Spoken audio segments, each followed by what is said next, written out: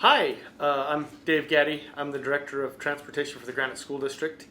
And I've been doing this for about 3 years now, so it's a fun job. You know, a couple of things are happening with COVID that we're doing that are things that we've never really done before. For example, after every load of students gets off the bus, we go and do a sanitizing spray throughout the whole bus after every load of kids get off. And so that way, by the time we pick up the next load, it's dry, but it's killed any virus or anything like that on any touch surfaces or any seats that we have on the bus.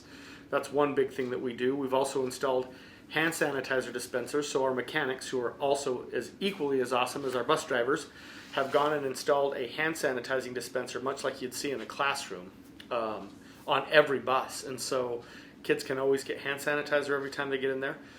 One real specific thing that we've done is we've always had seating charts on buses for elementary students, but we've never really had them for secondary students. And we have had to go to not only creating seating charts on buses for students that help us contact trace in the event of a student test positive with COVID somewhere, but we've also, my secretarial staff, who are equally as amazing as the bus drivers and the mechanics that we have, they've gone and helped digitize everything, so when either the nursing team or the COVID team or a school team is contact tracing, they can actually access, if the student says, yes, I'm a bus rider, they can actually access digitally from wherever they're doing it the seating chart for that bus and kind of figure out that 6-foot radius so that they can kind of get everybody out and do it very quickly.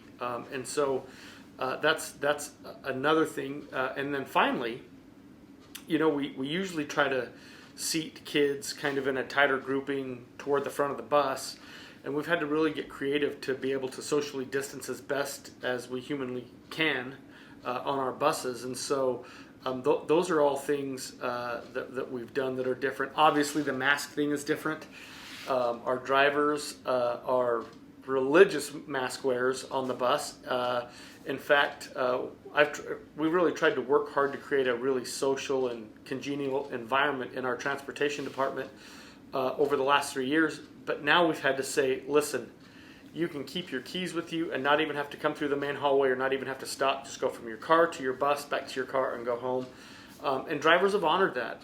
The cleaning procedure has been so effective that we have not had an outbreak linked back to a bus. Now, we do know that we've had kids on our buses that are coronavirus positive. We've had drivers who drive the bus that are coronavirus positive, but they're not giving it to each other on the bus.